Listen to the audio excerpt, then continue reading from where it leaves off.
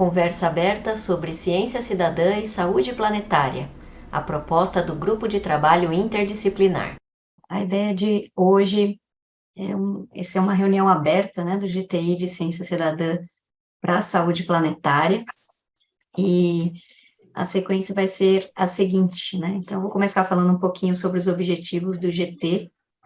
Em seguida, eu vou passar a palavra para o professor Saraiva, né, que é o coordenador do Saúde Planetária Brasil.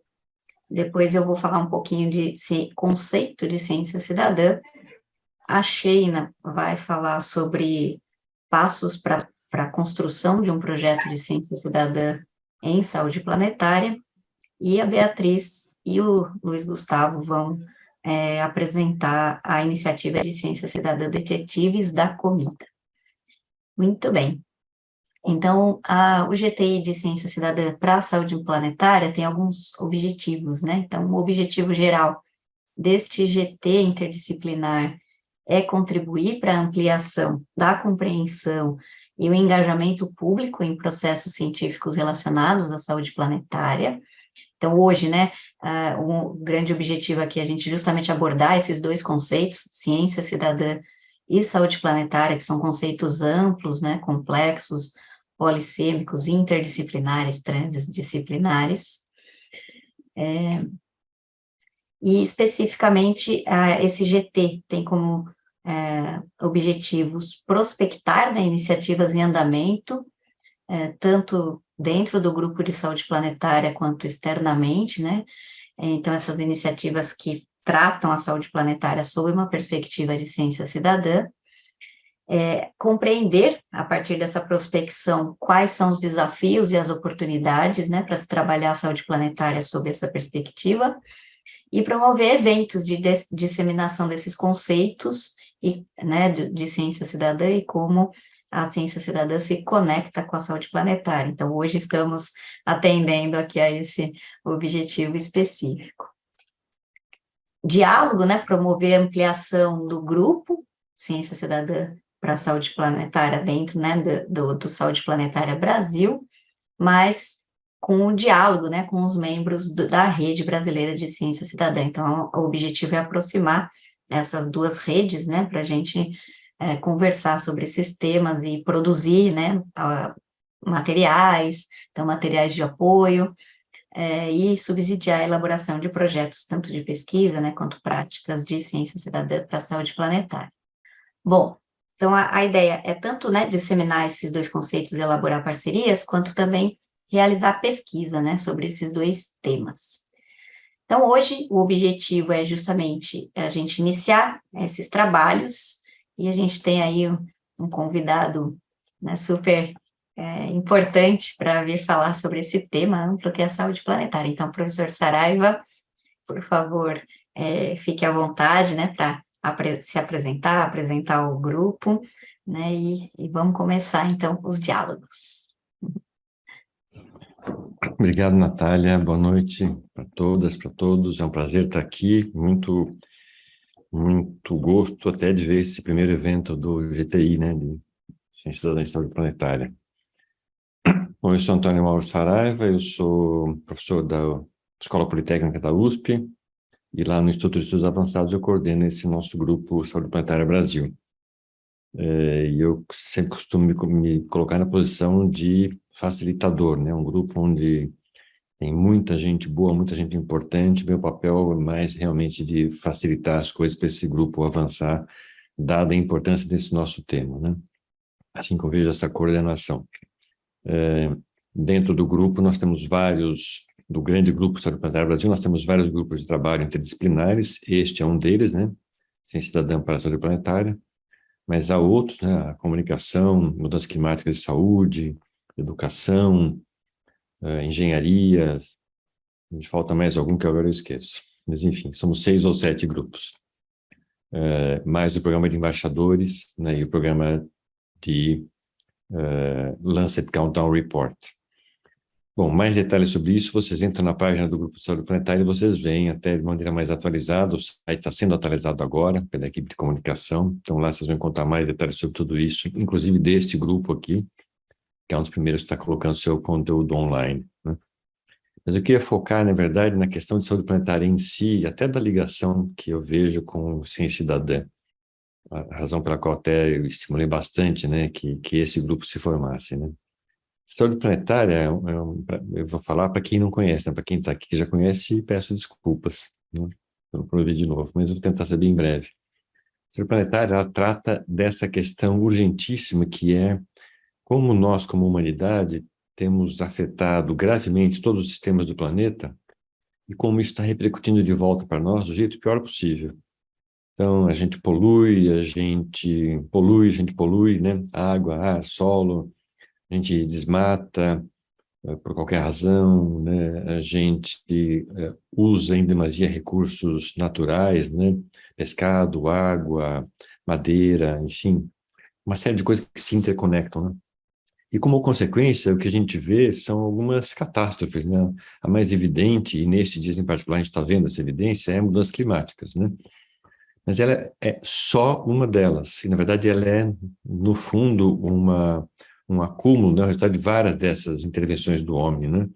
A poluição do ar, gerando os gases de efeito estufa, é a mais evidente, mas essa própria poluição do ar pelos gases de efeito estufa, ela vem de várias dessas questões que eu falei, desmatamento, né? Hábitos de consumo, o tipo de energia que a gente usa, etc. Não é uma coisa simples, né? É bem complexo. Como a Natália mesmo disse, tem várias disciplinas envolvidas, várias áreas da atividade humana envolvidas aí, né? E desculpa, mudanças climáticas é um exemplo só desses impactos nefastos de volta para nós. A gente age na natureza, desmonta vários sistemas naturais, né? Esses fluxos, né? E eles acabam repercutindo na maneira natural e estão nos afetando. Mudanças climáticas é uma delas. Pandemia pode ser pensada como outra delas também, né? A gente invade as áreas naturais, invade um ciclo e um hospedeiro que tinha aquele vírus que não, com o qual nós estávamos acostumados a ter o contato, de repente passamos a ter contato e deu no que deu, Covid, né? Então, esses são dois exemplos muito recentes e muito impactantes, que são muito graves, né? E, claro, outros são esperados, né? Nesses dias em particular, a gente está vendo a questão das mudanças climáticas muito forte, né? Vocês veem na Europa, todo o hemisfério norte ardendo, né? Queimada por todo lado, temperaturas altíssimas, 50 graus, 54 graus, uma coisa absurda para eles, né? Ao mesmo tempo, aqui na Argentina, uma semana passada, fez menos 25 graus numa cidade, não é El Calafate, mas é ali por perto, né? Menos 25 graus, no lugar onde não faz uma temperatura dessa, né? Então, isso é consequência dessas ações todas, né? E isso tudo tem a ver com esse impacto maior dos humanos no planeta, que caracteriza o tal do antropoceno. A saúde planetária está muito ligada a essa questão do antropoceno, a questão do homem, do humano, impactando demais no planeta, né? Como conceito, como área de atuação científica e como ação, e é muito importante chamar isso, né? Chamar a atenção disso. A saúde planetária é tanto uma área de pesquisa, mas é muito forte também uma pesquisa em ação, né? Uma pesquisa sendo colocada em prática. Um grupo é enfim, é uma forma de atuação mesmo, né? Me fugiu a palavra aqui, né? É uma comunidade global atuando para tentar reverter essa situação. É recente, começa mais ou menos em 2015, quando é lançado um relatório na Lancet, também vocês acham esse relatório no nosso site lá, e mostra esse paradoxo, ou seja, a gente nos últimos anos, especialmente nas últimas décadas, digamos, as últimas 7 décadas, 8 décadas, né, pegando o pós-guerra, né, tem uma evolução muito grande do desenvolvimento da humanidade em termos assim de novos recursos, do fato de que a gente está aqui conversando é consequência disso, né? Então, conversando online com todos esses recursos, né? Mas não só essa questão tecnológica e da vida em geral, mas mesmo a questão da saúde, né? Todos os indicadores de saúde mostram uma melhoria, mesmo que, claro, para alguns países mais, para algumas regiões mais, outras menos, mas em todos os lugares do mundo melhorou. Por exemplo, mortalidade infantil diminuiu, expectativa de vida aumentou, claro, uns lugares mais, uns menos, mas aumentou. Podia ser melhor? Sim. Podia ser mais homogêneo? Sim, mas melhorou. O problema é que parece que tudo isso aconteceu, especialmente nos lugares onde isso melhorou muito, que os países do norte, né, chamado norte global, aconteceu às custas de um tremendo aumento da atividade humana, tremendo aumento do consumo de energia, de emissão de gases, de dilapidação desse nosso patrimônio natural. Então, é um paradoxo isso. A gente parece que comprometeu o futuro para conseguir chegar neste presente. E tudo isso pode ser posto em risco, né? E foi posto em risco, né? Quem morreu de Covid no ano passado, os anos passados, né? Não viu esse futuro, né? Não precisava ter acontecido isso, certo? Então, a saúde planetária é muito sobre esse paradoxo, né? Civilizatório aí, né? A gente avançou muito, mas comprometeu o futuro. E é preciso reverter isso, né? Preciso reverter porque a gente está correndo risco de chegar num ponto de não retorno e não ter esse futuro, né? Na verdade, eu citei Covid, mas tem várias outras problemas que afetam a nossa saúde e bem-estar decorrentes dessa situação toda, né? Então, doenças cardiovasculares, resistência antimicrobiana, exposição a toxinas e outros produtos tóxicos, né? Aumento de ataques cardíacos, inclusive por causa de calor, né? Está acontecendo, inclusive lá no hemisfério norte agora. Uh, uh, Saúde mental, nossa, piorando tremendamente, passando a ser um problema muito grave em todo mundo, né? Então, são várias as facetas desse impacto, desse desenvolvimento, entre aspas, aí, né, na nossa saúde e no nosso bem-estar, sem contar esse grande quadro aí, que é de quanto essa transformação global, das quais mudanças climáticas é o principal exemplo, pode nos comprometer seriamente daqui para frente, não é só na frente, já é, né? Então, nós estamos numa encruzilhada, né? Nós precisamos decidir o que nós vamos fazer. E a decisão única deveria ser, bom, vamos reverter esse quadro. Tem vários exemplos que mostram como o clima já mudou e como a gente pode chegar a uma situação insustentável. Mas a saúde planetária é muito também uma forma de trazer de volta para nós um conhecimento que é ancestral e que é a ciência, por conta da forma como ela se desenvolveu e a humanidade de maneira geral, acabou esquecendo que as coisas todas estão interconectadas. Então, não existe como uma área se desenvolver sem a outra, tudo tem consequência, né? E o que nós vemos hoje é isso, essas consequências aparecendo, né? Todas as atividades humanas impactam no planeta e são afetadas pelas alterações do planeta. Se alguma coisa acontece com o planeta, aquilo nos afeta também. No fundo, a situação atual é o planeta está doente e nós doentes também, né? E para salvaguardar um futuro que a gente quer para nós, para os nossos filhos, para as pessoas queridas, aí, especialmente os mais jovens, né? Nós temos que mudar radicalmente tudo que a gente faz atualmente.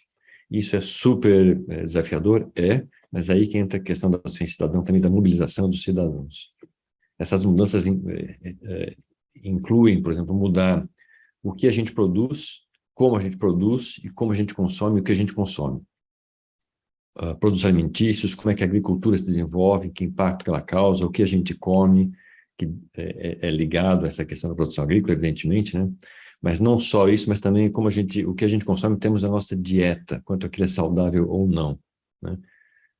Que tipo de energia que a gente produz e consome, como a gente constrói e vive nas cidades, como a gente lida com essa questão do ambiente, né?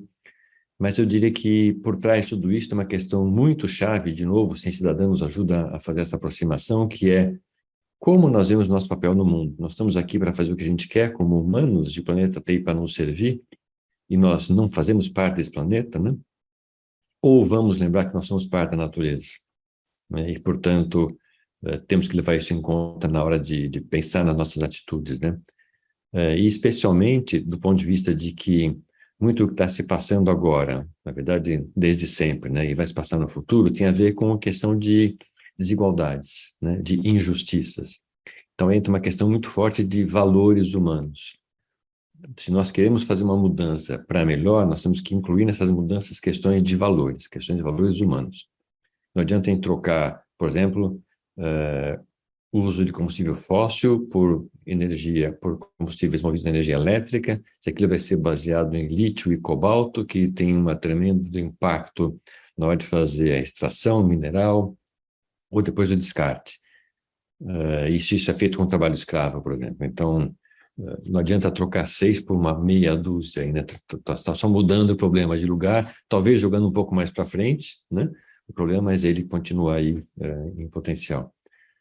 Então, caminhando mais para chegar na questão da saúde da ciência cidadã, fica evidente que nós todos somos parte desse problema, né?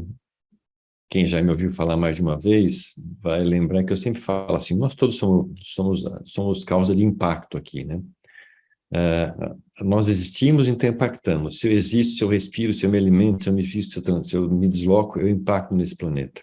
Todos nós somos parte desse problema. Ninguém escapa. Uns mais, uns menos. Em alguns países, os cidadãos impactam mais e outros impactam menos, mas todos impactam, né?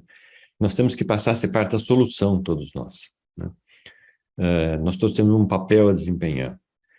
E, mais do que tudo, a grande dificuldade por trás dessa questão é que, no fundo, isso tem que implicar, só vai ser possível se houver uma mudança de comportamento humano.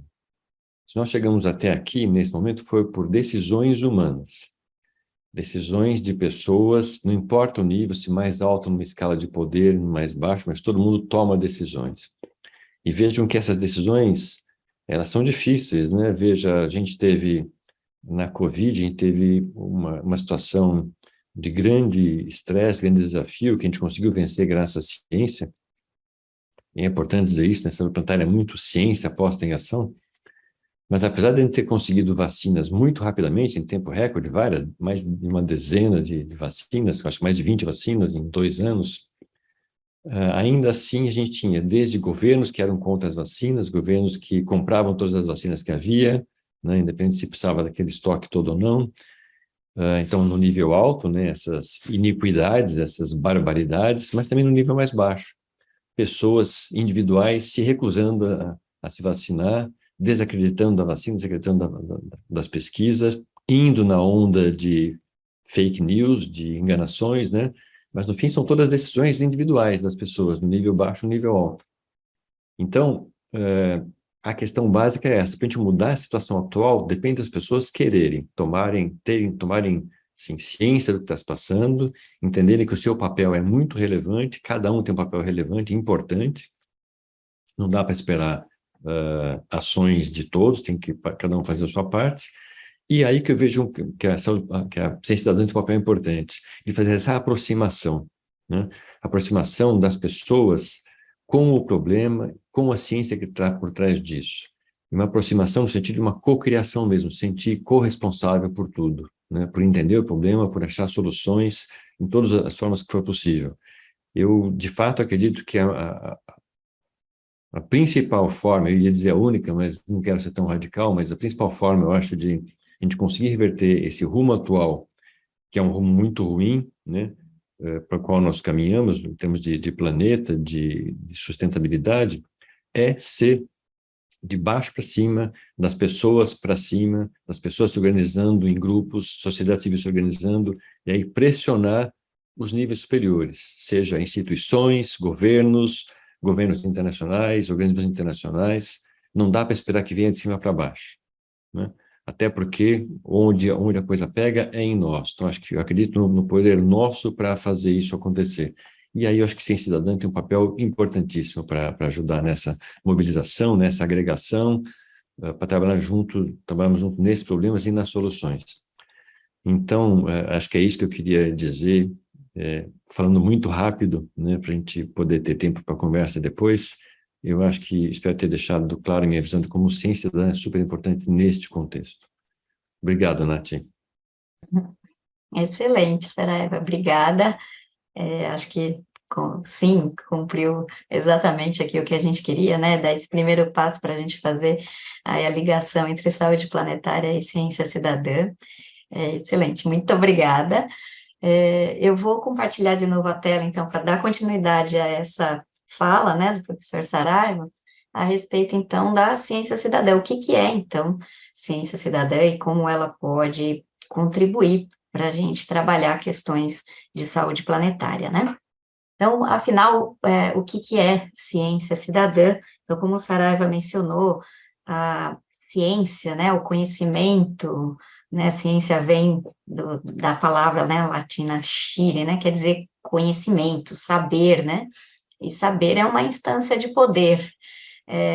E um valor que eu acho que está atrelado à ideia da ciência cidadã é justamente o acesso, né, ao conhecimento e o protagonismo na produção, né, a autonomia para a produção desse conhecimento, e a partir disso, as pessoas se sentirem, né, capazes de demandar soluções e de agir, né, individualmente também para essas soluções.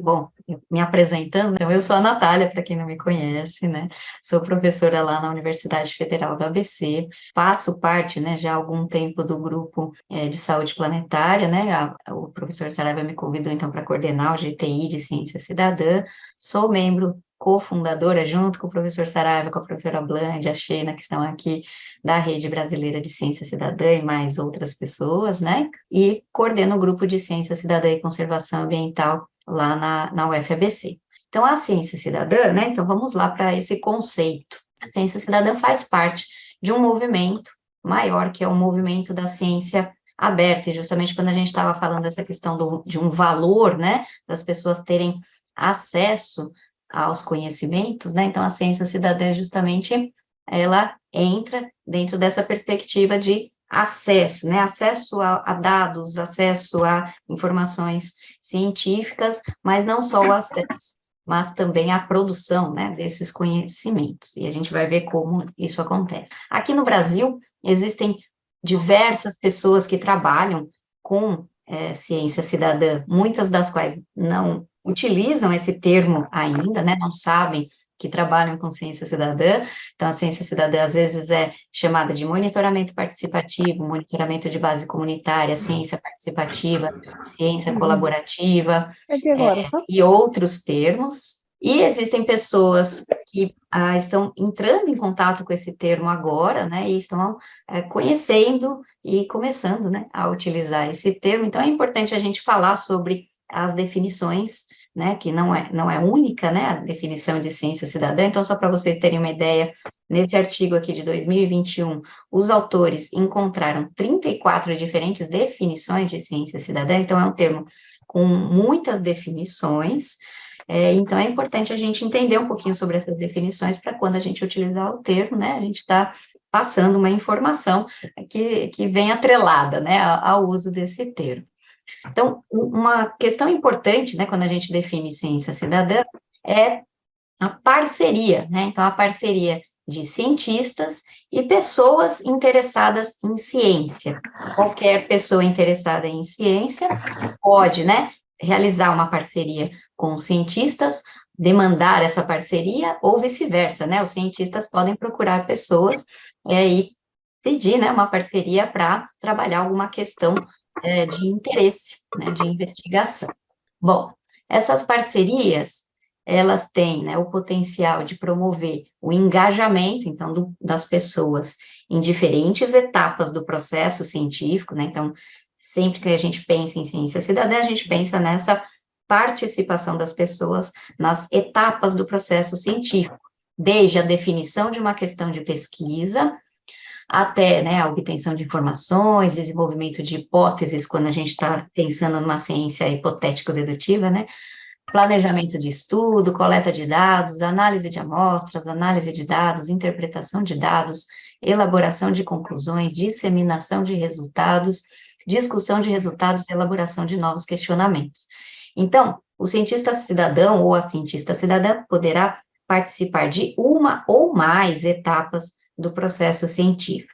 E a gente vai falar, então, desses tipos de ciência cidadã, né? Então, quando a gente pensa na participação apenas na etapa de coleta de dados, ou às vezes na análise de amostras, né, disseminação de resultados, análise de dados e disseminação de resultados, a gente tem um tipo de ciência cidadã que a gente chama de contributivo. Quando, né, os cientistas cidadãos participam de mais etapas, né, a coleta de dados, análise de amostras, análise de dados, interpretação de dados, e às vezes no planejamento de estudos e disseminação dos resultados, né, a gente tem a ciência cidadã do tipo colaborativa, e quando os cientistas cidadãos ou cientistas cidadãs participam de todas, né, as etapas do processo científico, muitas vezes, inclusive, partindo deles, a questão de investigação, né, a necessidade, né, de investigar alguma questão e aí a busca pela parceria com cientistas, a gente tem processos de ciência cidadã co-criados. Muito bem. Essas parcerias, então, elas também têm um potencial de promover a educação científica e a educação tecnológica dos participantes e a coelaboração e implementação de políticas públicas para temas que sejam de relevância social, ambiental, econômica, política, enfim. E aí é que a gente pensa, então, na importância da ciência cidadã vinculada às grandes questões, né, globais aí de saúde planetária que o Saraiva mencionou. Bom, como eu disse, não existe uma única definição de ciência cidadã, e existe um amplo espectro de possibilidades de parcerias entre cientistas e pessoas interessadas em ciência.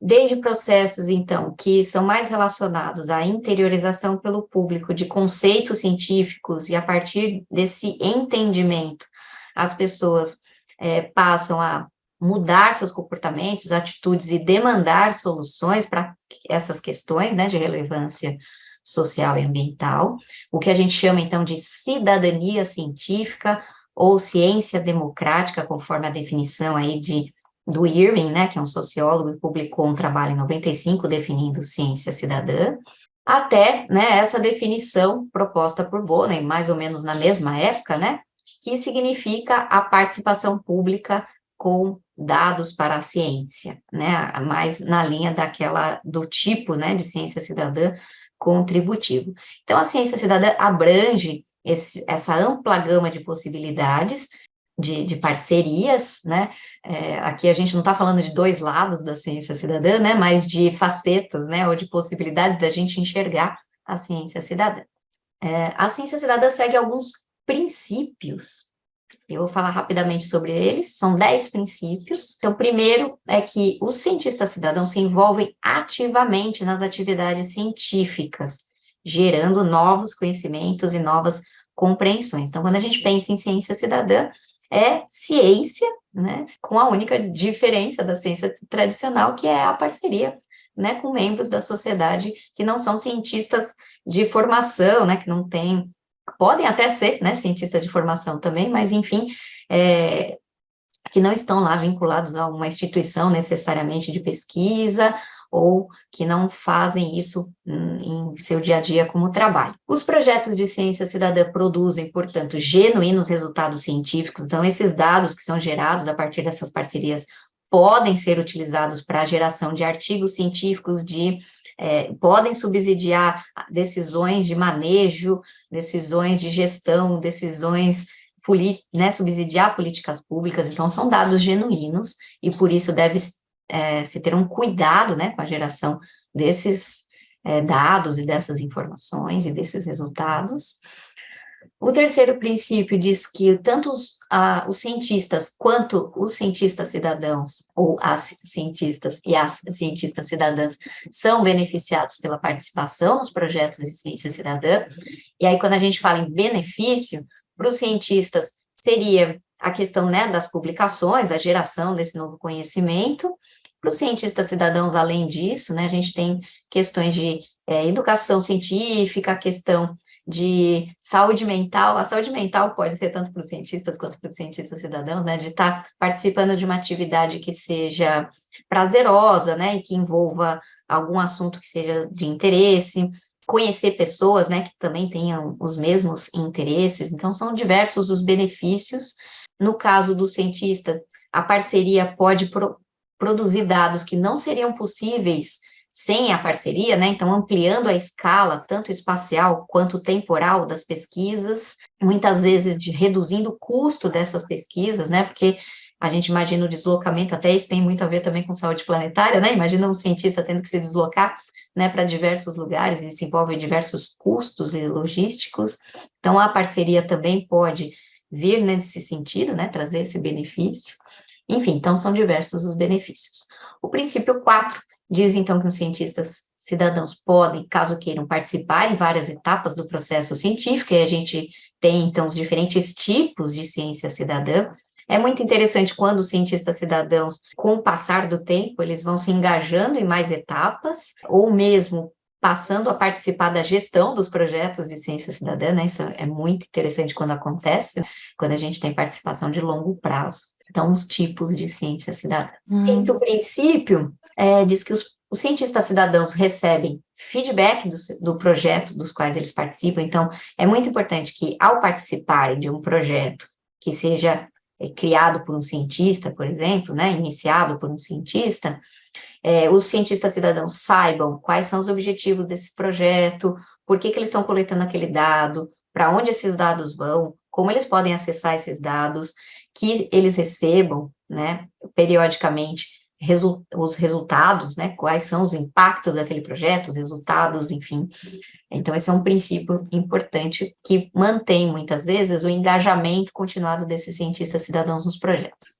Princípio 6 diz que a ciência cidadã é considerada uma abordagem de investigação como qualquer outra e, portanto, tem limitações, tem vieses, né? Então, por exemplo, alguns projetos de ciência cidadã, eles vão ter vieses relacionados à localização de coleta daqueles dados, porque os cientistas cidadãos vão preferir determinadas localidades para serem amostradas, ou determinados períodos de tempo, ou, às vezes, vão superestimar, né, a observação de alguma característica específica de um fenômeno que está sendo investigado, e isso deve ser considerado e controlado na medida do possível por quem coordena, né, o projeto. E isso também ocorre na ciência de maneira geral, né? Então, é bom, né, também que as pessoas, quando participam de projetos de ciência cidadã, até entendam como é que a ciência funciona, né? E que ela não é a verdade absoluta, né? Então, isso eu acho que é muito importante, que quando os cientistas cidadãos passam a participar desses projetos, né, eles percebam a natureza da ciência, né? Como é que a ciência funciona. O 7º princípio diz que dados e metadados resultantes de projetos de ciência cidadã são tornados públicos, sempre que possível, publicados num formato de acesso livre, né? Como eu disse, a ciência cidadã faz parte do movimento da ciência aberta. É lógico que aqui a gente tem, né, aqui em outros países com menos recursos, a gente tem algumas limitações para, por exemplo, publicar em revistas de acesso aberto, mas, de qualquer forma, os coordenadores de projetos devem pensar em estratégias de divulgação ampla dos resultados dos projetos, né, seja em sites, em redes sociais, enfim, canais de comunicação, que não necessariamente sejam os artigos científicos. O 8º princípio diz que a contribuição dos cidadãos cientistas é reconhecida publicamente, então, o que a gente chama de atribuição, eles devem ser reconhecidos, muitas vezes nomeados ali em trabalhos, aparecer o nome deles, quem foi, né, que contribuiu, às vezes até participando como autores de trabalhos, de relatórios. Esse reconhecimento é muito importante e é justo, né? Acho que é um valor aí que a ciência cidadã deve fomentar, né? Deve sempre estimular. O 9º princípio diz que os programas de ciência cidadã são avaliados. Então, a Sheina vai falar um pouquinho sobre como construir um projeto de ciência cidadã para a saúde planetária. Eu acredito que ela vai falar um pouquinho sobre a questão de avaliação, o quanto é importante avaliar tanto os resultados dos projetos, quanto os dados que foram produzidos, a qualidade desses dados, como que foi a experiência para os participantes, se eles aprenderam ou não, por que eles participam, por que eles se mantêm engajados ou não, né, nos projetos. Então, avaliar é sempre importante para que os projetos melhorem e se aperfeiçoem, né, ao longo do tempo. Quais são os impactos, né, sociais e políticos dos projetos? E, por último, né, os responsáveis por projetos de ciência cidadã levam em consideração questões legais e éticas. Então, quando a gente fala de saúde, né, a gente muitas vezes esbarra em diversas questões éticas, né, de dados sensíveis. Então, a ciência cidadã, em geral, ela não é usada para estudos clínicos, por exemplo, né? Então, quando a gente pensa em ciência cidadã para a saúde, normalmente a gente pensa em projetos de ciência cidadã para a saúde pública, o que envolvam, né, questões de saúde que não vão expor dados pessoais, né, dos participantes. Então, a coleta de dados sobre si mesmo, né, em geral, não é considerado ciência cidadã por causa dessas questões éticas e legais, né, e a gente tem, né, a Lei Geral de proteção de dados hoje aqui no Brasil, e a gente tem que cuidar, vamos, né, a ciência cidadã se distancia um pouco, né, de alguns tipos de pesquisa em saúde, mas, por outro lado, abrange diversas possibilidades de estudo em saúde e saúde planetária. Bom, eu já mencionei tipos, né, de ciência cidadã, então, a depender aí do grau de participação, a gente tem nomes, né, tipos diferentes de ciência cidadã. Esses são 3 tipos, existem outros na literatura, tá? Eu estou aqui dando uma visão bem simplificada, tá? Então, para a gente fechar o conceito, né, a ciência cidadã, basicamente, são esses processos de participação pública na geração de novos e genuínos, né, conhecimentos científicos. E uma coisa muito importante é a gente não confundir, né, esse conceito com outros conceitos, né, como o conceito de divulgação científica. Então, como a gente viu, a ciência cidadã, ela abrange a etapa de disseminação dos resultados, né, que é a etapa de divulgação, né, desses resultados para a sociedade. Então, a divulgação científica pode fazer parte da ciência cidadã, mas não é sinônimo de ciência cidadã.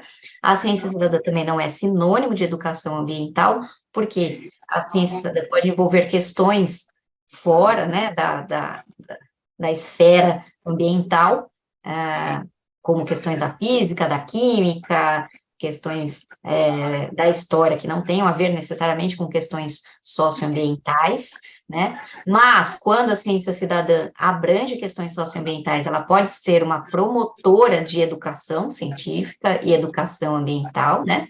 Então, portanto, a educação científica também não é sinônimo de ciência cidadã, né? Então, não necessariamente o objetivo da ciência cidadã é a educação científica em si, mas automaticamente, né, ao participarem de processos de ciência cidadã, os cientistas cidadãos aprendem conceitos, aprendem habilidades próprias da ciência, mas não necessariamente é o objetivo dos projetos de ciência cidadã avaliar essas aprendizagens, né? Então, a educação científica, ela ocorre paralelamente aos processos de ciência cidadã. E também a ciência cidadã não é sinônimo de extensão universitária, apesar de, né, primeiro, porque a ciência cidadã não necessariamente ocorre nas universidades, né, ela pode ocorrer em qualquer espaço, e a gente pode fazer pesquisa e prática de ciência cidadã não necessariamente vinculada a ações de extensão, né, pensando aí na ampliação dos muros da universidade para outros setores da sociedade, né. Mas, quando a gente faz ciência cidadã vinculada à extensão, né, esses dois processos caminham juntos, e enfim, não é, então, o importante é a gente saber que não são sinônimos, mas são processos que podem apresentar convergências. Bom, em relação à saúde planetária, para eu já abrir aí a palavra para a Sheina, né, que meu tempo acho que já está se esgotando, acho que é muito importante a gente pensar nessa situação que o Saraiva mencionou. Hoje a gente vive no que a gente chama de sociedade de risco, foi um conceito lá elaborado já na década de 1980, né, então essa ideia de sociedade de risco é de que a degradação ambiental, ela é central para a sociedade moderna, né? Então, a gente precisa entender as origens e as consequências da degradação ambiental e como que isso impacta a nossa existência como espécie aqui no planeta, né? Então, no fundo, o que nos preocupa é a nossa continuidade aqui no planeta. Para que a gente pense, né, nessa continuidade, a gente tem que entender a nossa espécie como integrante de um sistema que é complexo, né, e que envolve diversas outras espécies e outros processos, tanto físicos quanto biológicos no planeta. Essa sociedade de risco, ela é caracterizada por estar exposta a informações que mudam a todo tempo, né? Então, a gente deixa de manipular informações que são estáveis e passa a lidar com informações que são flutuantes e que se modificam em tempo muito curto, e isso gera incerteza, gera ansiedade, gera o que o pessoal chama lá de a ecoansiedade, né? É um termo que vem sendo utilizado aí recentemente para expressar isso, né? Então, a gente está lidando com o mundo vai acabar daqui a quanto tempo, né? Ou a nossa espécie, o mundo não acaba, né? Mas a nossa espécie vai continuar aqui existindo em 50 anos, 30 anos, 100 anos, né? A gente vai conseguir se manter aqui nesse planeta por quanto tempo e o que a gente precisa saber, pensar, né? Modificar para isso acontecer. Então, ter uma cultura de risco implica possuir conhecimentos, né? E a ciência cidadã, acho que vem justamente nesse caminho, né? De munir as pessoas de conhecimento para que a gente possa prevenir as situações de risco, e não só mitigar ou se adaptar a elas, como é o discurso que a gente vem vendo em muitos canais, né? Que a gente deve, então, vamos nos adaptar às mudanças climáticas, vamos mitigar, né? Mas a gente tem que pensar em prevenir, né? Em impedir que novas situações de risco cheguem até nós, e caso elas ocorram, como que a gente pode se proteger. E isso vem, né, muito de encontro à noção de sustentabilidade planetária, né? Eu acho que muitos de vocês já devem ter visto esta representação do que a gente chama de desenvolvimento sustentável, né? Então, existem várias esferas, aí a esfera social, ambiental e econômica, que se interconectam para a gente atingir o que a gente chama de sustentabilidade, mas esta representação, ela traz alguns problemas, que por exemplo, a noção de que essas esferas, apesar de conectadas, elas são um pouco meio que semi-independentes, né? Então, eu posso aumentar qualquer uma dessas esferas aqui para até onde eu quiser, que, teoricamente, aqui por essa representação, não estaria afetando as outras. Então, mais recentemente, a gente vem trabalhando com uma noção de sustentabilidade que justamente pensa nas conexões, nas limitações de uma dimensão, né, da dimensão social, dimensão econômica, dimensão ambiental e outras dimensões que a gente pode aí pensar atreladas a elas, mas o quanto que essas dimensões são limitantes umas às outras. Então, a gente pensa numa limitação que é indiscutível, né, que é a limitação do nosso teto ambiental, e aí a gente fala, então, das fronteiras planetárias que a gente não pode deixar de ultrapassar, não pode ultrapassar, porque a gente não tem um planeta B, né, para viver. Então, alguns autores propuseram, a partir de vários, né, cálculos e estudos, que a gente tem 9 fronteiras planetárias. Então, aqui, as mudanças climáticas, as novas entidades, né, os novos compostos químicos que a gente nem sabe que vão existir, né, porque eles vão ser ainda criados, mas eles podem gerar impactos para a nossa sobrevivência, a depressão do ozônio estratosférico, os aerossóis atmosféricos, a acidificação oceânica, os ciclos biogeoquímicos, principalmente do nitrogênio e fósforo, que tem a ver com as atividades de agricultura, né, que a gente, então, está promovendo sérias modificações nesses ciclos, o uso de água doce, a mudança no uso do solo e a integridade da biosfera. Então, vejam que essas fronteiras que estão aqui em vermelhinho são fronteiras críticas, que a gente já está ali no limite do insuportável, né, no limite do que a gente não pode mais ultrapassar, né? Então, a integridade da biosfera, a diversidade genética, principalmente, né? E os ciclos biogeoquímicos do nitrogênio e do fósforo. Mas a gente tem outras aqui bem importantes, né, que estão ali quase também já, né, perigosas, que são as mudanças climáticas e as mudanças no uso do solo. Então, essas fronteiras planetárias têm que estar aí na nossa mente, e a dimensão social, né, é o que dá a fundação, né, para a nossa existência, né, então, o que eles chamam aqui de social foundation, né, ou fundação social. Então, as várias facetas, né, dessa dimensão, como emprego, equidade, educação, renda, acesso à comida, né, à água, enfim, vários aspectos sociais, eles são a base da nossa existência, e entre o nosso teto ambiental e a nossa fundação social, né, aquilo que vai nos manter aqui como espécie no planeta, a gente tem aí o que a gente chama de espaço justo e habitável, né, o espaço justo e ambientalmente saudável para a nossa existência.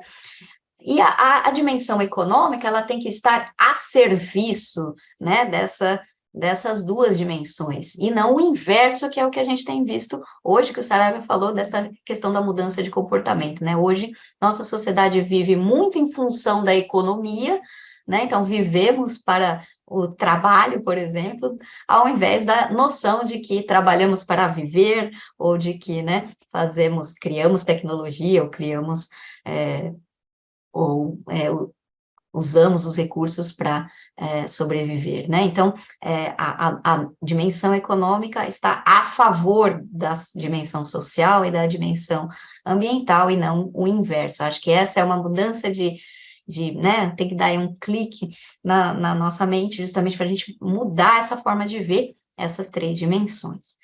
Bom, com isso, né, a ONU propôs esse framework aí dos Objetivos do Desenvolvimento Sustentável, né, são 17 Objetivos de Desenvolvimento Sustentável.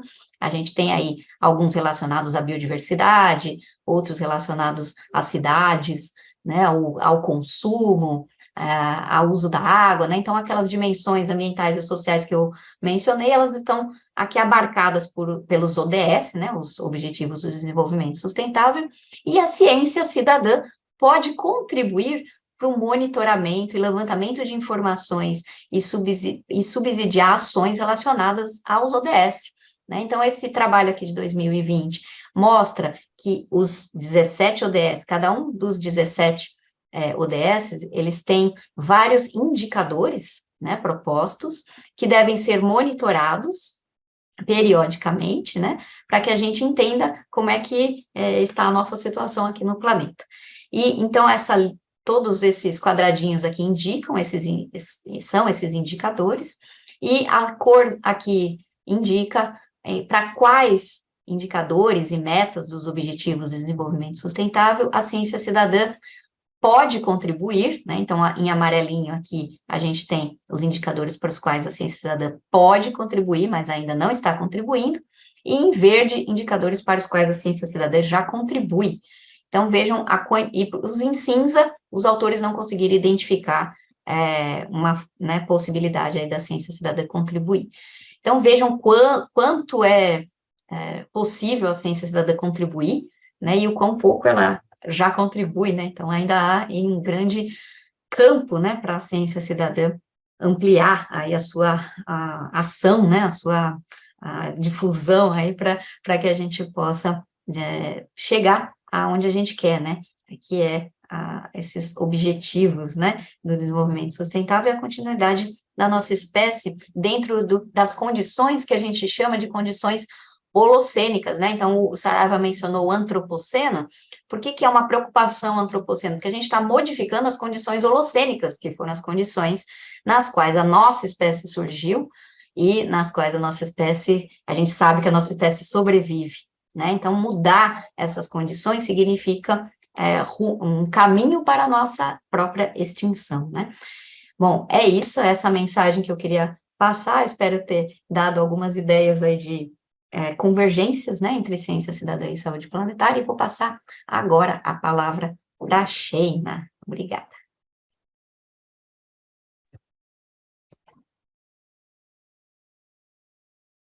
Boa noite, pessoal. Obrigada, Natália, pela introdução. Eu vou compartilhar aqui a tela.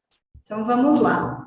E a minha tarefa aqui hoje, então, é falar como elaborar um projeto de ciência cidadã. A gente vai falar, então, um pouco mais dessa parte prática, que é uma demanda que surge bastante, assim, tanto na Rede Brasileira de Ciência Cidadã, como no Grupo de Saúde Planetária, e apareceu isso também quando a gente estava discutindo a formação do nosso GT. Então, hoje a gente vai trazer algumas questões mais práticas sobre como elaborar os projetos. Meu nome é Sheina, atualmente sou pesquisadora de pós-doutorado na Unifesp, no grupo Sou Ciência, e participo do grupo de saúde planetária, fiz o meu pós-doutorado anteriormente no Instituto de Estudos Avançados, trabalhando com ciência cidadã, com o professor Saraiva, com a Natália, e vou contar um pouquinho, então, sobre essa nossa visão de fazer os projetos de ciência cidadã.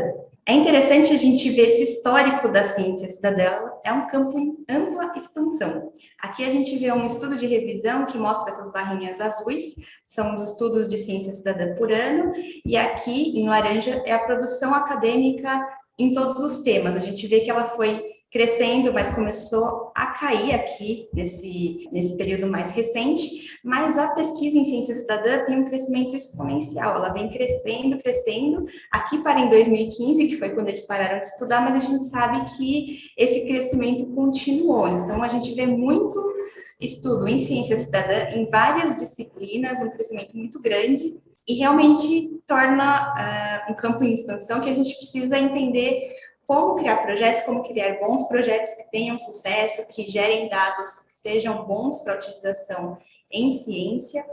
E é isso que a gente vai falar hoje. Pensando no contexto de saúde planetária, é importante a gente pensar quais são esses links, né? A gente trouxe esse GT exatamente pensando que tem ótimos links para trabalhar ciência cidadã e saúde planetária, né? A Natália fez uma ótima explicação sobre esses links, e acho que um ponto também que vale a pena a gente trazer aqui é que em saúde planetária a gente fala bastante de reconhecer os conhecimentos tradicionais, os conhecimentos locais, e a ciência cidadã traz uma ótima oportunidade para a gente trazer isso para dentro da ciência, trazer esses conhecimentos que muitas vezes são deixados de lado, como a gente bem sabe, né? Nós que somos mais da academia. E existem vários desafios para se fazer projetos de ciência cidadã. Um deles é a interdisciplinaridade.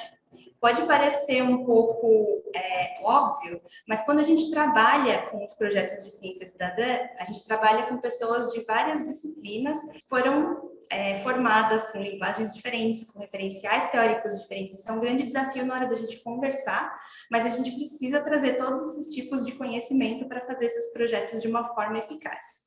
Além disso, a gente precisa engajar o público, isso não é trivial, né? E para isso a gente precisa levar em conta os interesses desse público e as suas motivações. A gente não consegue só trazer as pessoas para a ciência porque a gente quer, né? A gente precisa mostrar que isso também é vantajoso para elas, que isso está de acordo com o que elas têm interesse também. E, por fim, a gente tem que ter muito cuidado com o rigor científico dos projetos. Então, eles não são projetos de mentirinha, né? São projetos de verdade que geram dados que vão ser utilizados para análises científicas, para informar políticas públicas. Então, existe uma grande seriedade na hora de fazer esses projetos. Então, eles precisam ser muito bem pensados para que eles gerem esses dados para serem usados em várias instâncias. E aí, como criar esses projetos, né? Nesse contexto de crescimento de ciência cidadã, a gente tem vários guias sendo publicados. Aqui tem alguns deles, tem guias em formato de livro, em formato de cartilha, em formato de artigo. Mas a gente vê aqui que vários deles estão em inglês, tem um aqui em espanhol, tem muito pouca coisa em português. Então, o Brasil ainda está começando na ciência cidadã, ainda tem pouca literatura, informação em ciência cidadã. E aí, aqui eu deixei um spoiler que um dos produtos sendo produzidos no contexto da Rede Brasileira de Ciência Cidadã é o Guia Brasileiro de Ciência Cidadã. Ele está sendo feito no GT de Educação, que a gente tem lá.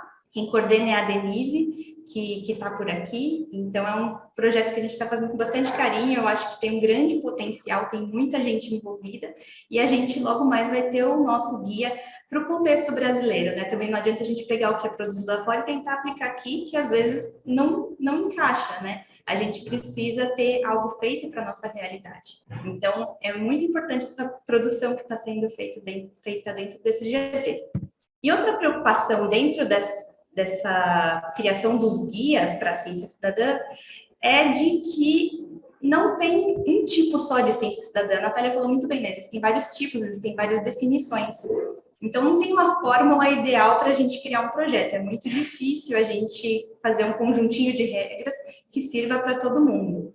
Então, esse trabalho aqui mostrou essa diversidade de projetos. Eles tentaram classificar os projetos de acordo com vários critérios e eles acharam que iam formar grupinhos, né, de tipos de projetos para, então, tentar entender como eles funcionam, o que dá certo, o que não dá certo. E, no final das contas, tem uma grande dispersão aqui de projetos, né? Então, cada bolinha é um projeto e eles estão distribuídos ao longo desses dois eixos aqui, não formam grupinhos de tipos de projetos. Então, eu não consigo fazer um guia para cada um deles, eu tenho que fazer algo que tente abarcar um pouquinho de todos eles, considerando essas diferenças. Então, o que eu vou trazer aqui hoje é um pouquinho, algumas ideias sobre princípios e diretrizes para a gente desenvolver os projetos de ciência cidadã.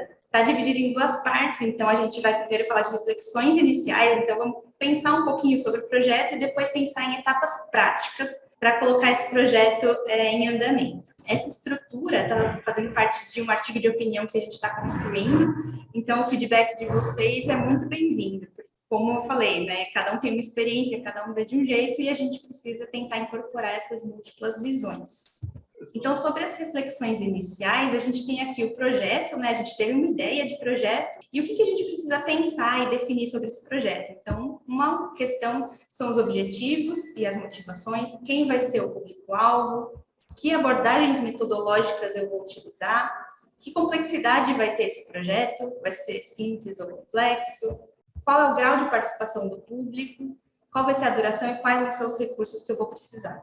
Então, vamos falar um pouquinho de cada um deles. Definindo os objetivos e as motivações, isso é muito importante que isso seja feito desde o comecinho e que haja uma grande clareza sobre quais são os objetivos e motivações. Também parece óbvio, mas é muito importante colocar isso num papel, porque depois o projeto está acontecendo, é sempre bom a gente voltar para esses objetivos iniciais que a gente pensou. E quais são as possíveis motivações? São motivações científicas, fazer um projeto científico e gerar os dados sobre determinado assunto. As motivações podem ser socioambientais, as motivações podem ser participativas, então de trazer as pessoas para fazer um projeto, ou educacionais. É importante definir isso para saber exatamente como focar o seu projeto, né? Que aspecto você vai focar mais. Embora ele seja interdisciplinar, o projeto de ciência cidadã, você pode ter um enfoque mais específico em alguma área, né? Além da clareza, é importante ter transparência, então os participantes precisam saber os objetivos, eles precisam estar cientes do que eles estão fazendo e por que eles estão fazendo aquilo, né? Aonde se quer chegar com aquele projeto. E também é importante, muitos guias falam da importância de se definir uma pergunta de pesquisa ou o problema a ser investigado, para então, no final, se responder essa pergunta, né? Lembrando novamente que a gente está fazendo um projeto científico genuíno e com rigor científico, né? Por isso é importante essa questão da pergunta. Além disso, é muito importante identificar o público-alvo. Então, uma das recomendações é que ele seja específico. Muitas vezes a gente pode pensar, eu vou fazer um projeto muito amplo e meu público é o público geral, eu quero atingir todo mundo.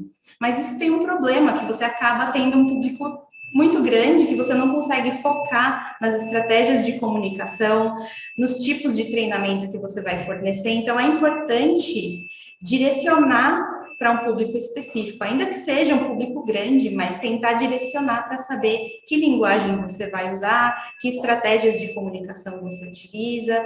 Então, público geral nem sempre é uma boa ideia.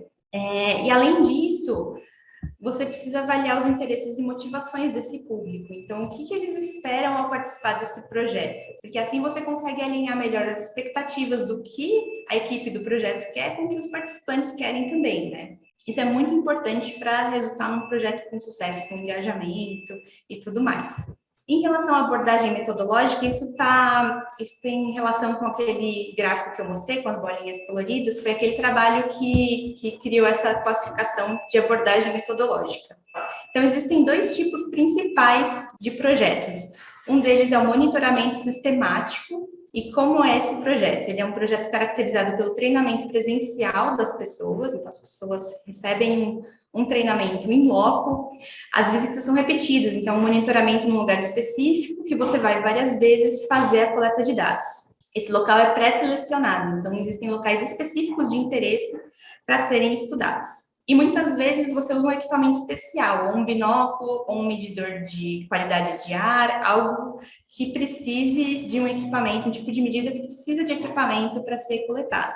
Por outro lado, a gente tem os projetos que são de participação em massa. Esses são um pouquinho mais livres, porque eles podem ser feitos no ambiente que o cientista cidadão escolher, então onde ele mora, onde ele tem acesso próximo, tem uma ampla escala espacial. Então, como você não tem os locais que são monitorados, são locais que você pode escolher onde fazer o projeto, você pode ter uma escala espacial muito maior. Então, pessoas fazendo esse projeto em vários lugares do Brasil, em vários lugares do mundo. E nesse caso, você participa de uma forma um pouco mais simples também, porque um registro rápido, por exemplo, uma foto de um organismo no seu ambiente já é suficiente para você participar. Então, existem alguns aplicativos, por exemplo, que você faz um registro de biodiversidade.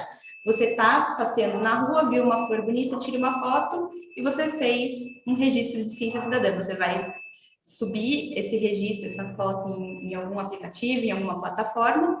Então, não existia uma intenção prévia, né? Você não estava no local que está sendo monitorado, está no seu local de vida e você faz esse registro. Então, isso é um exemplo de projeto de participação em massa. Outra questão é o nível de complexidade. Então, tem os projetos elaborados e os projetos simples. Isso é uma classificação de acordo com o que o cientista cidadão tem que fazer, que tipo de protocolo ele vai executar. Então, um projeto elaborado tem um protocolo complexo. Esse protocolo vai ter diferentes tipos de perguntas, então perguntas de várias variáveis, não vai ser uma pergunta simples que você responde rapidamente, então tem várias etapas para você concluir esse protocolo. Você vai ter um material de suporte amplo e mais complexo para você conseguir responder essas perguntas que são diferentes também. E por causa disso, você vai ter uma base de dados mais detalhada, né? Você coletou vários tipos de dados sobre aquele determinado assunto e os dados produzidos, então, são mais complexos. Os projetos simples, por outro lado,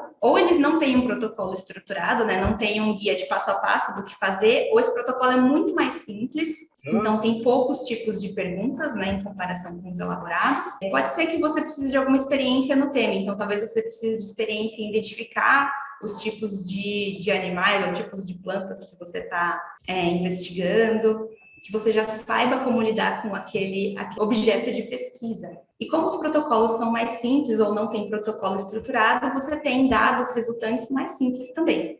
Então, isso tudo é para a gente pensar um pouquinho em que lado está o projeto que a gente estava pensando, né? Isso ajuda a gente a pensar também como fazer o projeto sair do papel. A Natália já mostrou essa figura, né, que mostra os tipos de projetos de ciência cidadã, e aqui ajuda a gente também a pensar qual vai ser o grau de participação do nosso público-alvo. Então, eles podem participar pouco, né, mais voltado para a coleta de dados, ou eles podem ter uma participação muito mais intensa. Isso vai variar muito dos objetivos, claro, dos objetivos que foram colocados logo no começo do projeto, e também dos recursos que a gente tem necessário, acessíveis. Então, por exemplo, os projetos co-criados, em que os participantes têm uma alta participação em várias etapas, eles demandam muito mais tempo, principalmente porque no início eles vão participar da definição da pergunta de pesquisa. Então, você vai precisar de muito mais tempo, de muito mais troca para chegar num projeto em comum, fazer as redes de pessoas interessadas para esse tipo de projeto. Então, ele demanda muito mais tempo, mas ele pode, por outro lado, gerar muito mais engajamento, porque as pessoas estão muito interessadas naquele projeto. E os projetos contributivos, que as pessoas participam menos, eles têm um potencial para serem aplicados em maior escala, né? Eles têm uma facilidade, porque as pessoas participam em uma etapa muito mais específica do projeto, mas talvez elas não se envolvam tanto. Então, vai depender muito do que você quer. Não tem um projeto melhor que o outro, né? Mas tem um mais adequado para o tipo de objetivo que você quer cumprir. Outra questão importante é determinar a duração, porque muitas vezes a gente não faz isso na hora de planejar os projetos, e aí fica uma falta de alinhamento das expectativas de quem está fazendo o projeto e do público que está participando, né? Então é importante saber até quando esse projeto vai, ou que etapas ele pretende concluir, e sempre dando esse feedback para o público, né? Para eles entenderem o que está acontecendo. Eles não estão ali só mão de obra participando do projeto, eles estão construindo junto, né? E outra questão importante são os recursos. Então, a gente sempre fala sobre recursos, porque aqui muitas vezes faltam os recursos, né? Então, é bom planejar que recursos a gente tem, que parcerias a gente pode fazer para conseguir recursos ou para conseguir ajuda para colocar esse projeto em andamento. Então, por exemplo, se você vai fazer um manual, um vídeo, um site, que recursos você precisa? Você consegue pedir recursos para algum órgão de fomento? Como você vai manter essa base de dados a longo prazo? Então, se você tem um conjunto de dados muito grande sendo gerado, vídeos, por exemplo, você vai precisar de espaço de armazenamento, por exemplo, na nuvem. Então, isso é um recurso também que precisa ser pensado, porque esses dados precisam ser cuidados, né? Eles não podem ser perdidos ou serem esquecidos, porque eles foram produzidos com um grande esforço. E outra questão é o pagamento da equipe. Então, em muitos casos, existe uma pessoa responsável pela administração do projeto. Isso na nossa realidade do Brasil é um pouquinho mais difícil de ter, a gente não tem esse tipo de pessoa, né, que pode ficar a cargo do projeto, então fazendo essa comunicação, esse contato mais próximo com as pessoas. Muitas vezes a gente está fazendo um pouquinho de tudo, né, então divulgação, fazendo a parte científica, então é muito importante pensar nisso tudo para depois não ficar muita coisa para a gente fazer, né.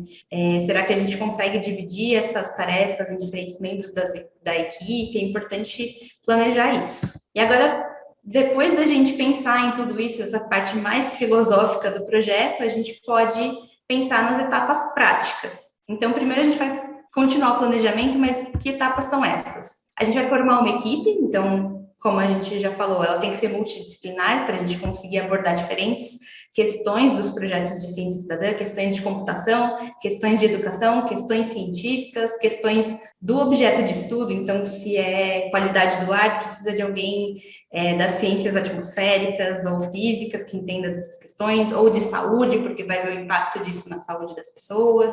A gente vai elaborar um protocolo de pesquisa, então a gente precisa adequar muito bem esse protocolo aos conhecimentos dos nossos participantes. Muitas vezes a gente faz um protocolo complexo demais ou simples demais, então a gente tem que alinhar com o que o público-alvo sabe sobre aquele assunto.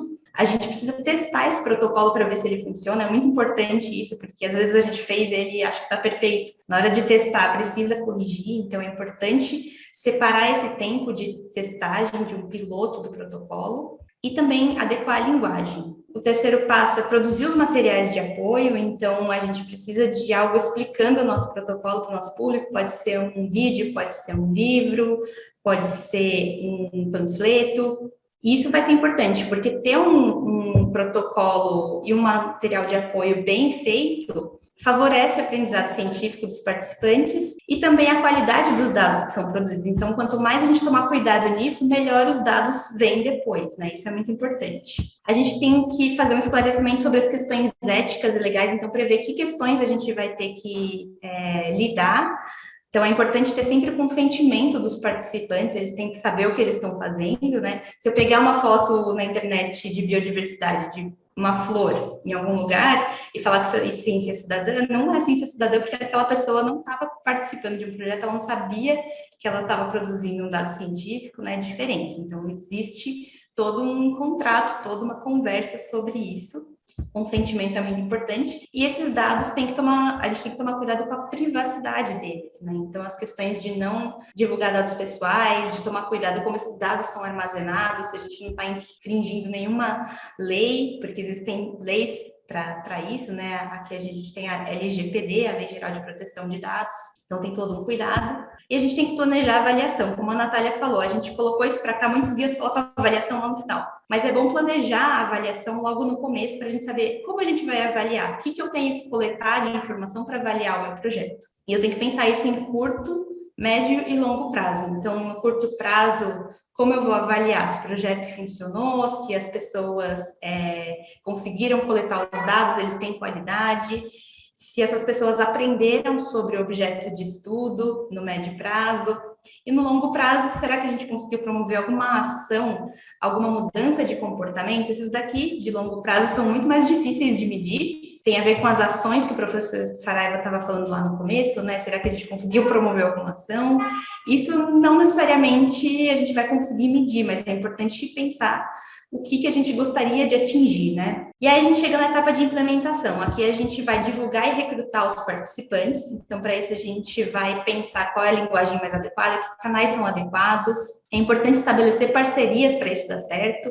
Então, muitas vezes a gente não tem proximidade com aquele grupo que vai fazer o projeto. Quero fazer um projeto com criadores de abelhas, mas eu não conheço nenhum. Então, eu procuro uma associação de criadores, eu procuro criadores que formam redes, e eles vão me ajudar a chegar em mais pessoas. Eu vou treinar esses participantes com os materiais de apoio que eu fiz na etapa anterior, e aí eu posso fazer isso online, eu posso fazer isso presencialmente. A pessoa pode ler o livro do projeto, e aí a responsabilidade dela seguir esse treinamento, né? Então tem essa parte também, a gente produz o material para treinamento, mas a pessoa se compromete a fazer com cuidado, e isso é uma parte que ela tem que se comprometer, né? Isso é importante porque ela aprende fazendo esse treinamento e ela ganha confiança em fazer o protocolo, né? Então, a gente tem dados que mostram que você se sente mais capaz de fazer o projeto à medida que você aprende sobre ele, faz os treinamentos.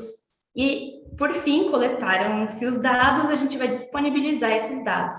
Então, a gente falou que os dados têm que ser publicados em formato aberto, né? Embora muitas vezes seja muito caro para a nossa realidade, mas a gente tem que tomar esse cuidado de deixar esses dados disponíveis de alguma forma. Eles foram produzidos por uma comunidade, por um público, eles não podem depois ficar na nossa gavetinha, né? E, claro, reconhecer a participação dos cientistas cidadãos. Parece óbvio, mas vários trabalhos não falam nada sobre os cientistas cidadãos. É justo? Não é justo, né? Então, a gente tem que sempre bater nessa tecla, que é muito importante. Por fim, a gente vai analisar e disseminar os resultados. Então, o que a gente faz? A gente vai fazer uma limpeza desses dados. Então, como a gente já mencionou, o controle de qualidade é muito importante. Então, para isso, a gente vai ver se não tem nenhum ruído, se alguém não fez o protocolo errado, teve alguma coisa indevida, tirou uma foto que não devia. A gente tem que fazer esse check dos dados ou tratar eles de forma estatística. Existem formas de se fazer isso. E aí, depois de fazer a limpeza, a gente faz a análise dos dados e responde a nossa pergunta. E dá o feedback para os participantes. E para isso, a gente faz a disseminação dos resultados. E isso a gente pode fazer de várias formas. A gente pode publicar num jornal, a gente pode publicar numa revista, nas mídias sociais, publicar um artigo científico. É bom pensar em múltiplas formas para atingir múltiplos públicos, né? Então, resumindo, a gente tem esses 10 passos aqui. Isso foi modificado de uma outra publicação, de acordo com o que a gente pensou em acrescentar aqui. E aqui, na etapa 5, a gente planeja a avaliação, mas ela vai acontecer aqui, né? Na etapa de implementação, uma avaliação formativa do andamento do projeto e, no final, uma análise somativa, de avaliação somativa dos impactos desse projeto, que a gente conseguiu atingir. Então, é isso. Em termos gerais, essas são algumas diretrizes, recomendações. Obviamente, tem variação para projetos diferentes, então pode ser que sirva mais para uns e não para outros, mas eu agradeço muito a presença de vocês. Se alguém quiser dar um feedback, a gente vai conversar depois, mas tá aqui o meu e-mail também. E é isso, gente. Muito obrigada. Então, continuando aqui a caminhada dessa reunião, a gente passa, então, né, da fala da Sheina sobre como pensar um projeto de ciência cidadã para um projeto de ciência cidadã que foi pensado nessa interseção entre ciência cidadã e saúde planetária. Então, vou dar a palavra para o Luiz Gustavo e para a Beatriz, eu não sei a ordem que vocês se planejaram aí, fiquem à vontade. Bom, pessoal, boa noite, obrigada aí pela presença de todos, todas e todes. Eu sou a Beatriz, sou bióloga, estou fazendo meu doutorado na área de educação climática e eu sou conselheira municipal de segurança alimentar aqui em São Paulo,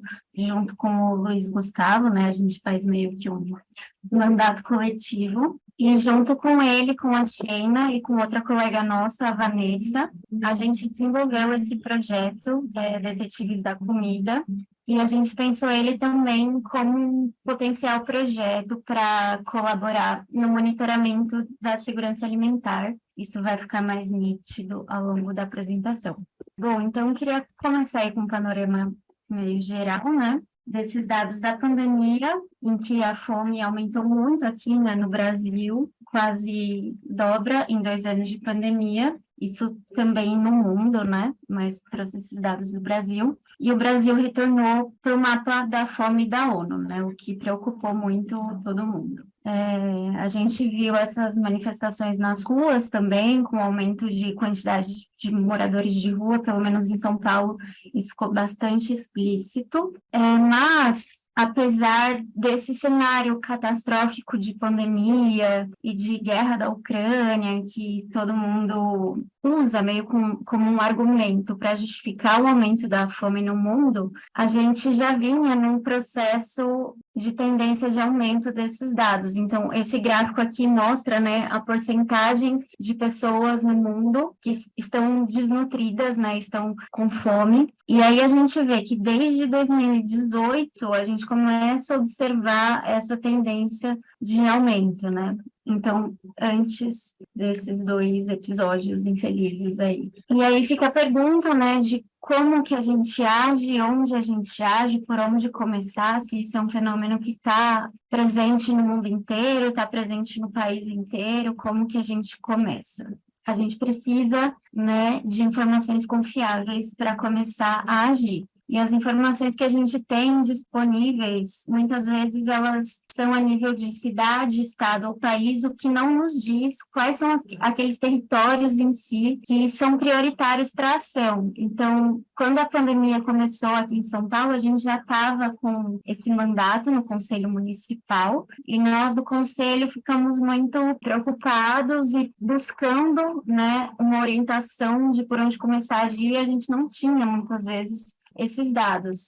Então, por exemplo, né, na cidade de São Paulo, que é basicamente várias cidades, né, tem uma diversidade muito grande de território para território, a gente precisa desses dados mais localizados, né, para saber por onde começar. Então, a gente acredita que o engajamento coletivo para a coleta de dados ele pode ser menos custoso do que, por exemplo, né, a gente ter que contratar e treinar pessoas para ir em cada território e fazer esse monitoramento da insegurança alimentar. E a ciência cidadã pode contribuir, não só para fazer essa coleta dos dados, mas também para engajar as pessoas nesse tema que é tão urgente, né? E, bom, tanto eu quanto o Luiz Gustavo, nós somos formados na licenciatura também, então atuamos bastante na área de educação, e a gente se indaga também, né, como que educadores como nós podem contribuir com o combate à fome no país. E é aí que entra um pouco o nosso projeto, o Detetives da Comida,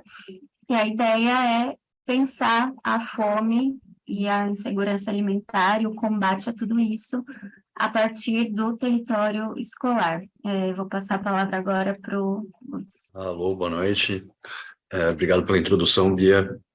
Então, gente, eu vou dar um panorama geral aqui da atividade e a gente vai mergulhando em cada um dos aspectos, né? Então, bom, não só no âmbito da saúde planetária, nesses vários contextos todos, né, o nosso objetivo é ter essa formação da juventude, né, que eles tenham um protagonismo, né, inclusive exercendo o papel de cidadania, mas particularmente voltado à promoção, né, da segurança alimentar e nutricional. Então, é com esse fim em que a gente vai buscar alguns dos caminhos, né? O primeiro desses caminhos foi exatamente trabalhar com os professores, né? Então, a gente vem desenvolvendo, enfim, a gente já aplicou ano passado, né? Teve um curso que foi muito interessante para conversar com os professores sobre esse material, né? Que a gente vem desenvolvendo dentro da universidade. Claro, né? A gente tem as nossas experiências, mas a gente sente que isso também não vai criar um material perfeito, né? Então, a gente tem essa visão muito de ter uma participação coletiva, né, para a gente conseguir ter uma robustez. Então, a formação, claro, tinha um caráter de apresentar o material, né, de trazer os componentes curriculares, inclusive os componentes curriculares de aprendizagem da saúde planetária, né, que, enfim, também tem esse marcador, muito próximo, né, de muitos dos aspectos que a gente conseguiu ver na BNCC, né, então a gente trabalhou com esses pontos do currículo, tanto de saúde planetária quanto da legislação nacional, para montar esse curso. Nesse curso a gente apresentava a atividade, mas também tinha essa pegada muito forte de pedir para os professores adaptarem, né, falar, aí, professor, como é que esse material dá para aplicar na sua turma? Né, tem como, não tem, precisa adaptar, né, dá para aplicar integral ou não, parcialmente, só uma sessão já vai ser suficiente, como é que é? Claro, né, a gente pensou como uma sequência didática fechada, né, exatamente buscando esse terceiro aspecto, né, que é ter esses dados sobre o estado de segurança alimentar e nutricional a partir dos territórios das escolas. Então, a gente entendeu, né, também a Sheina, enfim, trouxe para a gente o quanto a ciência cidadã poderia contribuir com esse objetivo, né, de ter esse monitoramento, né, de ter esses dados e, inclusive, a gente poder trazer isso para dentro do Conselho de Segurança Alimentar. Bom, mergulhar um pouquinho mais aqui em cada um desses aspectos, pensando na formação dos jovens. A gente trouxe os conteúdos que já estão previstos no currículo, né? Então a ideia é que isso não seja uma atividade à parte, né? Mas é algo que o professor vai poder incluir ali no dia a dia dele, né? Já no programa em que ele tem que montar. Então a gente traz, né? Pensar categorias de alimentos, né, alimentos in natura, processados, ultraprocessados, pensar, né, já bebendo muito desse conceito da saúde planetária, que uma alimentação saudável não é uma saúde só nossa, né, mas é uma saúde para o meio ambiente também. Então, é nesse aspecto duplo, né, de saúde em que a gente vai contextualizar a nossa alimentação.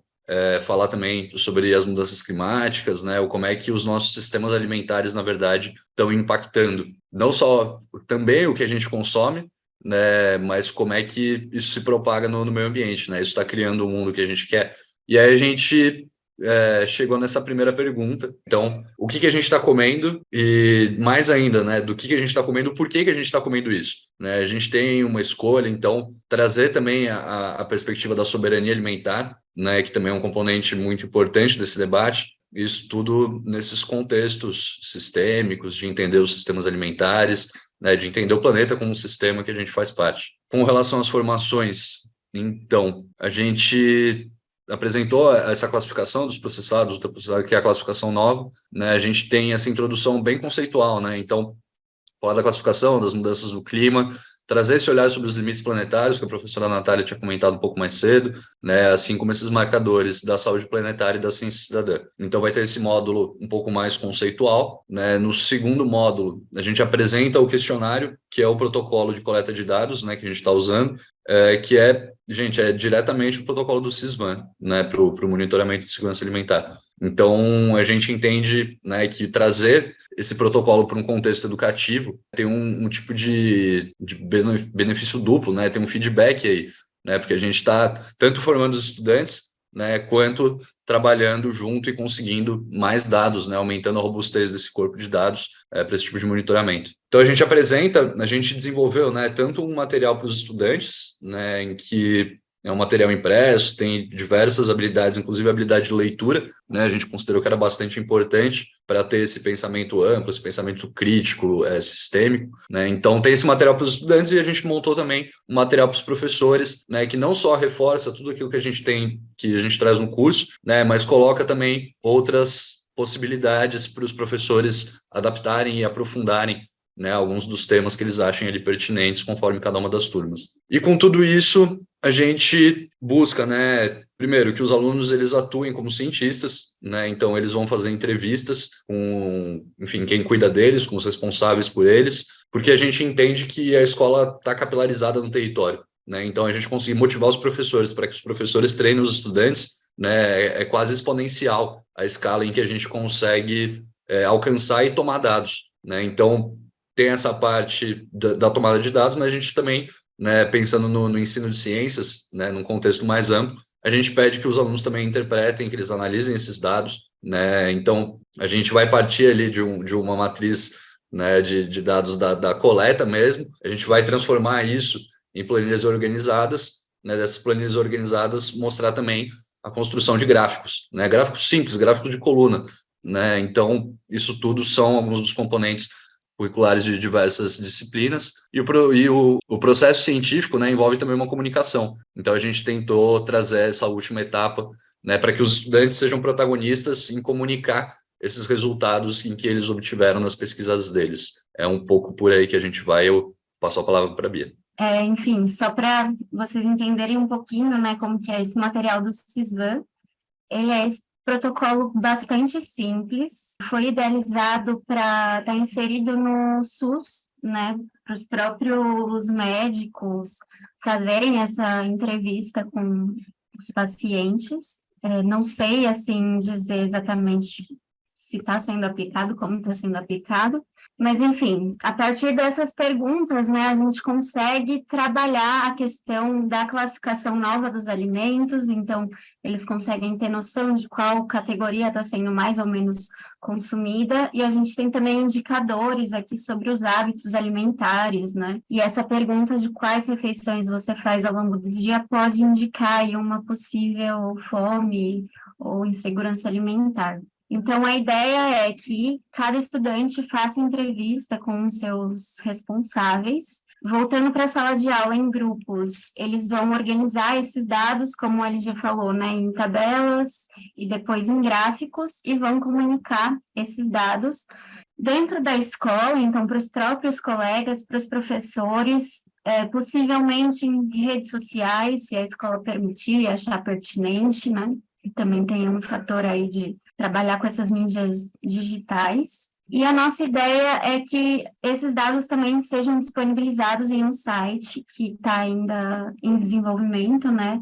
A gente pretende desenvolver até o final desse ano, para que esses dados fiquem disponíveis para os tomadores de decisão também, e nesse ponto o Conselho Municipal vai ser bastante importante para fazer o link, né?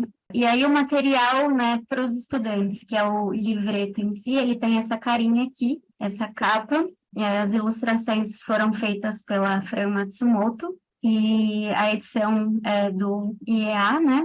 E ele é composto por 4 sessões, uma caminhada pela alimentação, que é um primeiro contato, né, que a gente propõe que seja feito em uma horta escolar, ou algum ambiente alimentar, no refeitório, numa feira, enfim. Na segunda sessão, a gente apresenta o protocolo de coleta e faz um treinamento, né, dos estudantes para serem cientistas cidadãos. Na terceira, a gente entra na questão do porquê que a gente come o que a gente come, e aí vai abordar a história da comida nas cidades. E a quarta sessão é a sessão de comunicação. Então, é um material transdisciplinar, em que o estudante também vai ser formado como cientista cidadão. Em síntese, né, a gente tem esses 3 públicos, professores, estudantes e os pais ou responsáveis, escolas e tomadores de decisão. Para cada um, a gente tem um material, né, que vai ser direcionado, e resultados esperados, né, que são a formação e capacitação dos professores, e que eles realizem, então, atividade com os estudantes. Isso é uma coisa importante de ressaltar, né? Não somos nós que vamos fazer isso, essa atividade com os estudantes, mas sim os professores. E aí a gente espera, né, que seja uma atividade de educação alimentar e nutricional para os estudantes, que contribua para a alfabetização ambiental deles, né? Que eles sejam formados como cientistas cidadãos e que eles também realizem as entrevistas. E aí, para o terceiro público, né, a gente espera obter os dados de insegurança alimentar por sala, que esses dados sejam apresentados para a comunidade escolar e que esses dados sejam disponibilizados também para tomadores de decisão. Então, a gente também espera formar professores em todo o país, fortalecer a educação alimentar e nutricional, que os estudantes participantes sejam capacitados como cientistas cidadãos, né? Aqui eu estou falando dos resultados esperados do projeto como um todo. E a gente espera gerar um mapa de vulnerabilidade alimentar, que vai estar disponível nesse site, e que possibilite a visualização dos dados por região, por território. E que, a partir disso, a gente promova o diálogo com instâncias de tomada de decisão para ação estratégica. Então, a gente já faz parte, né, a gente, enquanto projeto Detetives, do Observatório de Segurança Alimentar aqui de São Paulo. Então, estamos inseridos também para promover esse diálogo. Até agora, né, a gente desenvolveu o livreto didático, estamos finalizando a cartilha para professores e realizamos uma edição do curso no ano passado, com 20 professores inscritos, sendo que 11 compareceram, né, ao longo de todo o curso. Foram diversos os estados, né, então isso foi bastante interessante. E também os professores com vários backgrounds diferentes, né, de várias disciplinas, o que foi bastante interessante também. A gente tem essas diversas parcerias, então, com a Extensão Natural, que é agora uma empresa, né, mini do LG, o projeto Mistura de Mogi das Cruzes, que está ligado a um cursinho popular também, e entrega marmitas para a população, o próprio Conselho Municipal de Segurança Alimentar e o Observatório, que está ligado ao Conselho, aqui o Grupo Saúde Planetária Brasil, né, o próprio IEA USP e a Faculdade de Saúde Pública, por onde a gente promoveu o curso, e o Sustentária. E aí a gente contou com o fomento de um financiamento coletivo, um edital do Santander e um edital de apoio a projetos de pesquisa com iniciativas de ciência cidadã.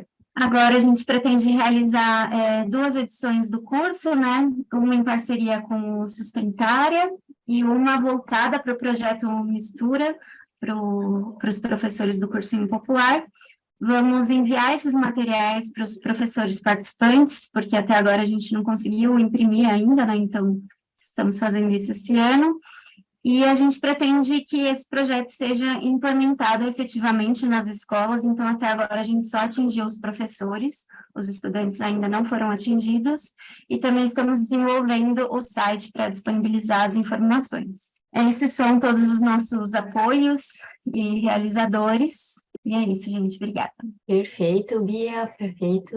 LG, parabéns aí pela apresentação. É muito bom.